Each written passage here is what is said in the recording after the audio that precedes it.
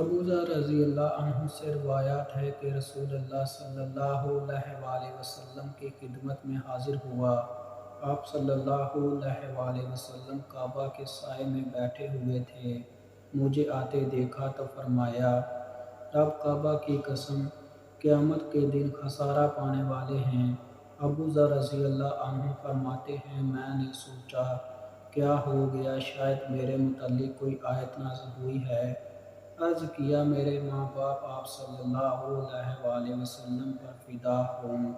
یا رسول اللہ صلی اللہ علیہ وآلہ وسلم، وہ کون لوگ ہیں؟ فرمایا، وہ مالدار لوگ ہیں، مگر جس نے ایسے ایسے اور ایسے دیا۔